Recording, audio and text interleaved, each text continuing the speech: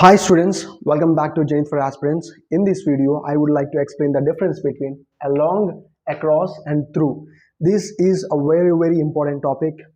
Previous ఎగ్జామ్స్లో ఎన్నిసార్లు questions అడిగారంటే even 9th standard 10th standard college కానీ డిగ్రీ బీటెక్ ఏ ఎగ్జామ్కి అయినా సరే ఇంగ్లీష్లోని గ్రామర్ విషయంకి వస్తే ప్రిపోజిషన్స్ టాపిక్లో మెయిన్గా ఎస్పెషల్లీ ఏంటంటే అలాంగ్ అక్రాస్ త్రూ అనే ఈ కాన్సెప్ట్ నుంచి ఏంటంటే ఈ 3 ప్రిపోజిషన్స్ మీద యూజువల్గా క్వశ్చన్స్ అనేవి అడుగుతుంటారు. చాలా ఇంపార్టెంట్ టాపిక్ అండి.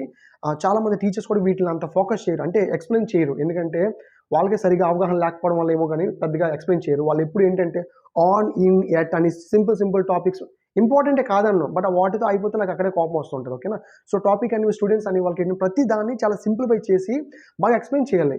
ఈవెన్ ఆల్బర్ట్ ఐన్స్టీన్ గారు ఏమన్నారంటే, ఒక టీచర్ అనే వాళ్ళకి ఒక టాపిక్ ఎంత బాగా వస్తే అంత సులువుగా ఎక్స్ప్లెయిన్ చేస్తారు, లేదా అతను ఎంత సింపుల్గా ఎక్స్ప్లెయిన్ చేశారనేది అతని అండర్స్టాండింగ్ మీద డిపెండ్ అయ్యి ఉంటుంది అని అంటాడు. ఒక పెద్ద స్టేట్మెంట్ ఇస్తారు, వండర్ఫుల్ స్టేట్మెంట్ అండి. సో ఈ టాపిక్ని చాలా డీటెయిల్ సింపుల్ ఎక్స్ప్లెయిన్ చేయడానికి ట్రై చేస్తాను. చూడండి, స్టార్ట్ చేసే ముందు 2 ఇంపార్టెంట్ థింగ్స్ ఏంటంటే, ఫస్ట్ ఏంటంటే వీడియోని ఎక్కడ స్కిప్ చేయకండి, వీడియోని ఎండ్ వరకు చూడండి. ఎందుకంటే చాలా బేసిక్ పాయింట్స్ ఉంటాయి, చాలా మాట్లాడతామండి. ఆ పాయింట్స్ అన్ని మీకు చాలా ఉపయోగపడతాయి. ఏదో ఒక రూల్ అర్థం చేసుకోవడానికో, లేకపోతే ఎగ్జామ్లో ఏదో క్వశ్చన్ సాల్వ్ చేయడానికో మీకు చాలా యూజ్ అవుతుంది. కాబట్టి వన్స్ మీకు వీడియోస్ మీకు నచ్చుతాయి, నా వీడియోస్ పక్కా నచ్చుతాయి, కాబట్టి వీడియోని స్కిప్ చేయకుండా ప్రతి పాయింట్ వినండి. జస్ట్ 10 minutes 15 minutes కాబట్టి టైం వేస్ట్ చేయమవ్వదు. సో ఏంటంటే నీట్గా మొత్తం చూడండి. స్టార్ట్ చేద్దామండి. ఫస్ట్ పాయింట్ ఏంటంటే, along, across and through are prepositions of moment అండి. They are called prepositions of moment. ఈ పాయింట్ చాలా ఇంపార్టెంట్. ఏంటంటే along, across and through are prepositions of moment. ఎందుకు ప్రిపోజిషన్స్ ఆఫ్ మూమెంట్ అని చెప్తున్నానంటే, ఈ ఈ ఈ ప్రిపోజిషన్స్ యూజ్ చేసి మూమెంట్ని ఇండికేట్ చేస్తాం. ఈ ప్రిపోజిషన్ యూజ్ చేసి మూమెంట్ని ఇండికేట్ చేస్తాం. కాబట్టి these prepositions are usually used with verbs of moment. అంటే మూమెంట్ని ఇండికేట్ చేసే వర్బ్స్తో యూజ్ చేస్తాం. ఏంటి? మూమెంట్ని ఇండికేట్ చేసే వర్బ్స్తోని ఈ ప్రిపోజిషన్స్ ఆఫ్ మూమెంట్ అనే ఈ ప్రిపోజిషన్స్ అనేవి యూజ్ చేయడం జరుగుతుంది. ఇది ఫస్ట్ పాయింట్ అండి. ఓకేనా? స్టార్ట్ చేద్దాం. నెక్స్ట్ సెకండ్ పాయింట్ ఏంటంటే, అలాంగ్ ఉంది కదా, అలాంగ్ అంటే చూడండి, అలాంగ్ ఏదైనా పొడవుగా ఉంటుంది, దాని గుండా లేకపోతే దాని ద్వారా అలా అలాంగ్. అక్రాస్ అంటే అడ్డంగా, అక్రాస్ అంటే అడ్డంగా, అలాంగ్ అంటే నిలువుగా, నిటారుగా, సంథింగ్. మనం ఏదైనా ఆబ్జెక్ట్ దేని గురించి అయితే మాట్లాడుతున్నామో అలాంగ్ ద రోడ్ అన్నాం. For example, along the road అంటే రోడ్డు ఏ డైరెక్షన్లో వెళ్తుందో రోడ్డు గుండా, రోడ్డు ద్వారా, సో అదే డైరెక్షన్లో వెళ్తున్నట్టు అలాంగ్ అంటాం. అదే రోడ్ ఇలా తీసుకుంటే అక్రాస్ ద రోడ్ అంటే ఎలా కాదు, అక్రాస్ ద రోడ్ అని యూజ్ చేస్తాం. అందులోనే మనకు మీనింగ్స్ ఉన్నాయండి. Okay, along the road, across the road. Next through అనేది ఆబ్వియస్లీ అంటే ఆల్మోస్ట్ ఇలాగే మీనింగ్ వస్తుంది, అది కొంచెం డిఫరెంట్గా ఉంటుంది. నేను ఎక్స్ప్లెయిన్ చేస్తాను. స్టార్ట్ చేద్దామండి. నాకు తెలిసి మీకు ఈ కాన్సెప్ట్ అర్థమవుతుంది, లేదా డిఫరెన్స్ అనేది క్లియర్గా చెప్తాననే నమ్మకం ఈ పాటికి వచ్చి ఉంటుంది. స్టార్ట్ చేద్దాము. అలాంగ్. ఓకేనా? అలాంగ్ అంటే ఏంటండి, in the same direction as. ఒక రోడ్ తీసుకోండి, ఒక బీచ్ తీసుకోండి, లేదా ఒక రైల్వే లైన్ తీసుకోండి. అది ఏ లైన్లో వెళ్తుందో, ఏ డైరెక్షన్లో వెళ్తుందో ఇన్ ద సేమ్ డైరెక్షన్లోని మీ మూమెంట్ ఉన్న సందర్భంలోని అలాంగ్ యూజ్ చేస్తాం. ఫర్ ఎగ్జాంపుల్, మీరు మీ గర్ల్ ఫ్రెండ్తో కలిపి ఒక బీచ్లో నడుస్తున్నారు అనుకోండి. బీచ్ అంటే ఏంటి? ఫర్ ఎగ్జాంపుల్, మీరు ఏదైనా బీచ్ తీసుకుంటే కొంతవరకు వాటర్ ఉంటుంది, ఆ తర్వాత మనకి శాండ్తో మనకి బీచ్ అంతా ఉంటుంది కదా. సో వాటర్ పక్కన వాటర్ తడవకుండా మీరు నడుస్తున్నారు అలాగా. సో బీచ్ ఎలా ఉంది, నడుస్తున్నారు. సో అలాంగ్ ద బీచ్ అంటే my girl friend and I walked along the beach అంటే బీచ్ ఏ డైరెక్షన్లో ఉందో అదే డైరెక్షన్లో నేను నడుస్తున్నాను అని అర్థం. సో అలాగే along the beach, along the road, along the railway line, my friend and I walked along the railway line. అంటే రైల్వే లైన్ ఇలా ఉందనుకోండి, మేము కూడా సేమ్ అంటే అదే డైరెక్షన్లో మేము వెళ్తున్నామని అర్థం. సో ఆ విధంగా ఏంటంటే in the same direction as. along is used to show movement in a constant direction on the road ఏ డైరెక్షన్లో ఉందో అదే డైరెక్షన్లో మూమెంట్. ఫుట్పాత్ మీద నడుస్తున్నప్పుడు I'm walking along the footpath, along the river, along the beach, along the railway line అని ఈ విధంగా use చేస్తామండి. కానీ సాధారణంగా మనం తెలుగు ట్రాన్స్లేట్ చేసినప్పుడు తెలుగు నుంచి ఇంగ్లీష్కి, లేదా మన టీచర్స్ మనకి ఇచ్చిన నాలెడ్జ్ ప్రకారం ఏంటంటే మనం ఎక్కువగా ఆన్ యూజ్ చేస్తాం. కాబట్టి ఏ విధంగా చెప్తామంటే he is walking on the road అంటాం. He is walking on the road అనేది రాంగ్ అండి. ఓకేనా? ఆన్ ఎప్పుడు యూజ్ చేస్తామంటే it is use to show position. Okay, ఒక పొజిషన్ అంటే ఏ ప్లేస్లో ఉంది ఒక లొకేషన్ చూపించడానికి యూజ్ చేస్తాం. For example, the cat is on the table. The cat is on the table. Table యొక్క సర్ఫేస్ మీద క్యాట్ ఉందని మీరు చెప్పడం కోసం అక్కడ ఉంది. బట్ ఈ సెంటెన్స్లో మనకి ఎటువంటి మూమెంట్ కనిపించట్లేదు.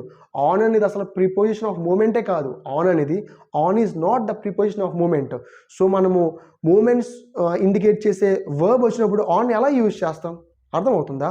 He is walking along the road అను. ఎందుకంటే అలాంగ్ అనేది మూమెంట్స్ ఇండికేట్ చేసే మూమెంట్స్ సూచించే ప్రిపోజిషన్ కాబట్టి ఓకే, ఇక్కడ వాకింగ్ అనేది కూడా మూమెంట్స్ సూచిస్తుంది. So he is walking along the road అనొచ్చు తప్ప he is walking on the road ఏంటి? ఇలా చెప్పొచ్చు, he is standing on the road. For example ఏంటంటే I'm standing on the road అనండి. ఎందుకంటే ఐఎమ్ స్టాండింగ్ అంటే there is no any moment, just అలా నించున్నాడు, రోడ్ మీద నించున్నాడు. అర్థమవుతుందా?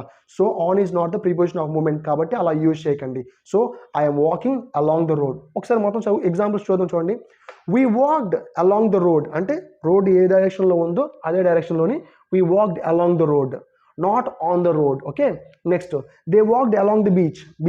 బీచ్ ఎలా ఉందో బీచ్ అదే డైరెక్షన్లో మేము నడుస్తున్నామని. Okay, so next they walked along the beach అయిపోయింది. నెక్స్ట్ అక్రాస్కి వచ్చేసరికి, అక్రాస్ అంటే ఏంటంటే అలాంగ్ అంటే ఏ డైరెక్షన్లో ఉందో ఆ డైరెక్షన్లో వెళ్తే అది అలాంగ్ అండి. అక్రాస్ అంటే ఈ డైరెక్షన్ కాదు, అడ్డంగా. ఫర్ ఎగ్జాంపుల్ మీరు మీ పేరెంట్స్ ఫర్ ఎగ్జాంపుల్ మీ స్కూల్ ఇక్కడ ఉందండి, స్కూల్కి మీ రోడ్ ఇక్కడ ఉంది, మీ హౌస్ ఏమో అటుపక్క ఉంది, రోడ్కి అవతల పక్క ఉంది. మీ పేరెంట్స్ వచ్చి అక్కడ వెయిట్ చేస్తున్నారు. ఓకే, వెయిట్ చేస్తున్నారు. మీరేం చేస్తారు ఇప్పుడు? You have to go across the road to meet your parents. ఇలా నిలువుకి వెళ్ళిపోవడం కాదు. రోడ్ ఎలా ఉంది? ఇలా ఉంది. మీ పేరెంట్స్ ఏమో రోడ్డుకి ఆపోజిట్లో ఉన్నారు అంటే మీరేం చేయాలి? రోడ్ని క్రాస్ చేయాలి. You have to cross the road. అప్పుడు ఏ ప్రిపోజిషన్ యూజ్ చేస్తామండి? I have to go across the road అంటే అడ్డంగా, రోడ్డుకి అడ్డంగా వెళ్ళాలి. To meet your parents. Me parents meet అవ్వడానికి మీరు ఏం చేయాలంటే అక్రాస్ అంటే క్రాస్గా మీరు వెళ్తున్నారని మీనింగ్. సో ఈ విధంగా రోడ్ కానీ, రైల్వే లైన్ కానీ, రివర్ కానీ, ఫుట్పాత్ కానీ, సంథింగ్ ఏవైనా కావచ్చు, ఏవైనా తీసుకుంటే అక్రాస్ అని మీరు యూజ్ చేశారంటే అక్కడ అడ్డంగా వెళ్తున్నారని అర్థం. ఓకేనా? సో యూజువల్గా మనం ఎక్కడ ఎక్కువ యూజ్ చేస్తామంటే I went across the road, I walked across the road. Okay, ఈ విధంగా అక్రాస్ అనే ప్రిపోజిషన్ యూజ్ చేస్తాం. ఇది కూడా మూమెంట్ని సూచిస్తుంది. I walked across the road అంటే రోడ్కి ఒక పక్క నుంచి ఇంకొక పక్క వెళ్తున్నారనేసి. ఒకసారి అక్రాస్ డెఫినేషన్ చూద్దాం. చూడండి, it is used to show moment అంటే across is used to show moment from one side of an area or surface to the other side. Road ఇలా తీసుకుంటే అది 2 డైమెన్షనల్ అండి. ఒక సర్ఫేస్ నీట్గా ఉంటుంది. రోడ్డుకి ఒక పక్క నుంచి వేరొక పక్కకి, one side of the road to the other side వెళ్ళేటప్పుడు ఆ మూమెంట్ సూచించడానికి మనం వాడే ప్రిపోజిషన్ ఏంటంటే అక్రాస్. ఓకేనండి? ఎగ్జాంపుల్ చూద్దామండి. I walked across the road. He swam across the lake. He swam across the lake అంటే లేక్ ఎలా తీసుకోండి, పెద్ద లేక్ ఉంది. లేక్కి ఏ డైరెక్షన్లో వెళ్ళినా సరే అడ్డంగా వెళ్ళినట్టే. He swam across the lake అంటే ఈ విధంగా అడ్డంగా వెళ్ళాడని. He swam across the lake. ఓకేనా? Swim, swam, swum. Swim V1, swam V2, swum V3. మా ఫ్రెండ్ ఒకసారి బుక్లో నేను V1, V2, V3 forms, V1 plus ING forms కూడా తెలుగులో కూడా ఇస్తున్నానంటే మా ఫ్రెండ్ ఏమన్నాడంటే ఎందుకులో ఇవ్వడము అందరికి తెలుసు కదా అన్నాడు. ఎందుకులో ఇవ్వడము అందరికి తెలుసు కదా అంటే వెంటనే వాడిని అడిగాను ఏమంటే స్విమ్కి 3 ఫార్మ్స్ చెప్పంటే చెప్పలేకపోయాడు. నాకు ఈ స్విమ్ అని అనగానే అదే గుర్తొచ్చింది. అందుకే నేను వెంటనే మెన్షన్ చేస్తాను. స్విమ్కి 3 ఫార్మ్స్ చెప్పంటే స్విమ్ లేదు ఇంక చెప్పలేకపోయాడు. Swim, swam, swum. సో ఇక్కడ he swam across the lake అంటే సరస్కి అడ్డంగా ఈదాడు అని అర్థం. సో ఇది సెకండ్ V2 ఫామ్లో ఉందండి. సో ఇలా across the lake, across the river, across the road అని మనం యూజ్ చేస్తాం. ఓకే, నెక్స్ట్ త్రూ కదా అండి. త్రూని ఎటువంటి సందర్భంలో యూజ్ చేస్తాము? This is also use to show moment from one side of an enclosed space. 2 dimensions చెప్పాం కదా, an enclosed space to the other side. Okay na? It is used to show movement from one side of an enclosed space to the other side. Okay na? ఈ విధంగా enclosed space ఉన్న ఒక side నుంచి ఒక end నుంచి outlet అంటే వేరొక ఎండ్కి వెళ్ళేటప్పుడు త్రూ అనే ప్రిపోజిషన్ యూజ్ చేస్తామండి. చూడండి, through it is use to show moment from one side of an enclosed space. ఇది ఇక్కడ ఎన్క్లోజ్డ్ స్పేస్ కాదు, just normal area. Enclosed space కాదు, జస్ట్ నార్మల్ ఏరియా లేదా సర్ఫేస్, రోడ్ లాంటి, లేక్. ఇది చూడండి enclosed space to the other side అంటే ఎటువంటివి? టన్నెల్ తీసుకోండి. ట్రైన్స్ వెళ్తాయి, కొండల్ని తొలిచేసి కింద నుంచి కేవ్స్ ఉంటాయి కదా మనకి. సో కేవ్ అనేది ఏంటంటే ఇలా క్లోజ్ చేసి ఉంటుంది, మొత్తం క్లోజ్ చేసి ఉంటుంది. పెద్ద పెద్ద ఏమన్నా టన్నెల్ అన్నాం కదా, టన్నెల్ ఏంటంటే పెద్ద పెద్ద టన్నెల్స్ ఉంటాయి లోపలికి ఇలా కొండలను తొలిచేసి. సో ఆ లోపల గుండా వెళ్తాం మనం. వన్ ఎండ్ నుంచి ఒక ఎండ్ నుంచి వెళ్ళి ట్రైన్ వెళ్ళి ఇంకొక ఎండ్ నుంచి బయటకు వచ్చేస్తాం సార్ కదా. సో ఈ విధంగా ఏంటంటే అలా వెళ్ళినప్పుడు I went through the tunnel, the train passed through the tunnel. ఈ విధంగా ఎన్క్లోజ్డ్ స్పేస్, టన్నెల్ అనేది ఏంటంటే ఎన్క్లోజ్డ్ స్పేస్. టన్నెల్, ఫారెస్ట్ కూడా ఏంటంటే చుట్టూ చెట్లు పొదలు మొత్తం మనం కవర్ చేసేస్తాయి, అవునా కదా. సో దాని గుండా ఫారెస్ట్ గుండా వెళ్ళామంటే దానికి అక్రాస్ ద అనకూడదు, ఎందుకంటే అది 2 డైమెన్షన్ కాబట్టి 3 డైమెన్షన్ కాబట్టి ఫారెస్ట్కి ఏం యూజ్ చేస్తామంటే through the forest, through the jungle అన్న ఫారెస్ట్ అన్న same meaning. Next window, he came in through the window అంటే విండో బద్దలు కొట్టుకుని సంథింగ్, లేకపోతే ఏదో విండో సంథింగ్ చేసి కిటికీ గుండా వచ్చేసాడంటే ఆ కిటికీలోంచి బయటకు లోపలికి వచ్చేసాడని. He came in through the window. So అలా పైప్ అంటే పెద్ద సిమెంట్తో కన్స్ట్రక్ట్ చేసిన బిల్డ్ చేసిన పెద్ద పైప్ తీసుకోండి. పెద్ద పైప్ తీసుకుంటే చాలా మూవీస్ మనం చూస్తుంటాం. చాలామంది ఏంటంటే ఇల్లు లేని వాళ్ళు, పేదవాళ్ళు, బెగ్గర్స్ కానీ అదే పైపులో కూర్చొని అలా ఉంటారు వర్షం వచ్చేప్పుడల్లా. లేకపోతే కొన్నిసార్లు ఏంటంటే క్రైమ్ టైంలోని ఎవరైనా చంపే సమయంలోని ఈ దొంగలు, మర్డరర్స్ ఏం చేస్తారంటే అలా అటువంటి పైపుల్లోనే దాక్కుంటూ ఉంటారు కదా. సో ఏంటంటే అది కూడా ఏంటంటే ఎన్క్లోజ్డ్ స్పేస్ ఉన్నది, 3 dimensional. So I walked through the pipe. Okay, I walked through the pipe అంటే పైపు ఒక ఎండ నుంచి వెళ్ళి మరొక ఎండ నుంచి వచ్చేసాను. So it is use to show moment from one side of the pipe, enclosed space pipe, to the other side. Okay, ఈ విధంగా పైప్.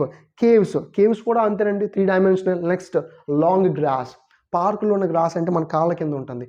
లాంగ్ గ్రాస్ అంటే పెద్ద పెద్ద గ్రాస్ అయితే ఈవెన్ డైరీ గడ్డి అంటారు కదా, పొడవుగా ఉంటుంది. వాటి మధ్యలో వెళ్తున్నాం అనుకోండి, okay, I'm walking through the long grass అని మనం యూజ్ చేయొచ్చు, ఎందుకంటే కవర్ చేస్తుంది కాబట్టి ఆబ్వియస్లీ మనం దాని మధ్యలో గుండా వెళ్తాం కాబట్టి త్రూ ద లాంగ్ గ్రాస్ ఈ విధంగా యూజ్ చేస్తామండి. I walked through the tunnel, I went through the tunnel, I walked through the tunnel, my friends went through the forest. గుర్తుపెట్టుకోండి, ఈ విధంగా ఫారెస్ట్ అని కానీ టన్నెల్ కానీ వీటితోని అక్రాస్ వాడకూడదండి. రోడ్తోని మనము ఏంటంటే అక్రాస్ వాడచ్చు. నెక్స్ట్ ఏంటంటే ఫర్ ఎగ్జాంపుల్ పొలాలు ఉంటాయి, ఫీల్డ్స్ అంటామా, ఫీల్డ్ ఉంది, ఏదైనా ఫీల్డ్ తీసుకోండి, పంట అంతా కోసేశారు, ప్లెయిన్గా ఉంటుంది, 2 డైమెన్షనల్. ఇప్పుడు ఏంటంటే I went across the field అనొచ్చు. గ్రాస్ ఎక్కువ, ఎంత పొడవున గ్రాస్ ఉందనుకోండి, I went through the long grass అంటాము. బట్ గ్రాస్ అంతా తీసేసాము, గ్రాస్ ఏం లేదు, జస్ట్ ఫీల్డ్ మాత్రమే ఉంది. I went across the field. So మనకి ఇచ్చిన లాస్ట్ ఆబ్జెక్ట్ ఏదైతే ఉందో ఈ ఆబ్జెక్ట్స్ బట్టి ఏంటంటే మనకి ఈ ఆబ్జెక్ట్స్ బట్టి మనం వాడే ప్రిపోజిషన్ అనేది చేంజ్ అయిపోతుందండి. ఓకేనా, అక్కడ ఇచ్చిన ఆబ్జెక్ట్స్ బట్టి మనం వాడే ప్రిపోజిషన్ అనేది చేంజ్ అయిపోతుంది. సో ఈ విధంగా చాలా సింపుల్, అర్థమైంది కదా. My friends went through the forest, నా స్నేహితులు ఫారెస్ట్ గుండా వెళ్ళారు. సో ఈ విధంగా మనం యూజ్ చేస్తామండి. వెరీ వెరీ సింపుల్, బట్ చాలా చాలా ఇంపార్టెంట్. ఈ కాన్సెప్ట్ అర్థమైతే ఇటువంటి క్వశ్చన్స్ చాలా ప్రాక్టీస్ చేసిన తర్వాత ఏంటంటే మనకి చాలా ఈజీ అవుతాయి. ఈ టాపిక్ అనేది మన బుక్లో genius English for all competitive exams అని మన బుక్లోని 309 310 పేజెస్లోని ఇవ్వడం జరిగింది. తెలుగు మరియు ఇంగ్లీష్ 2 లాంగ్వేజ్లో చాలా డీటెయిల్గా ఉంటుంది. మీరు వీడియోస్ కోసం ఎవరెవరి వీడియోస్ కోసం సెర్చ్ చేయడం అవసరం లేదు, టైం వేస్ట్ అవ్వదు, డేటా వేస్ట్ అవ్వదు. మీకు సింపుల్గా ఏంటంటే కంటెంట్ అంతటిని నీట్గా బుక్లో ఇవ్వడం జరిగింది. సో ఆల్రెడీ బుక్ చూసిన వాళ్ళు ఏంటంటే కొనుక్కున్న వాళ్ళు హ్యాపీగా ఒకసారి చదవండి. కొనుక్కోలేకపోతే మీరు కూడా తీసుకోమని నేను సజెస్ట్ చేస్తున్నాను. బుక్ ఏ విధంగా ఉందని రివ్యూ కూడా ఒక వీడియో మన ఛానల్లో రివ్యూ కూడా పెట్టడం జరిగిందండి. మీకు ఎవరికైనా కావస్తే మన నెంబర్కి మెసేజ్ చేసినా నేను ఆ వీడియో పంపిస్తాను.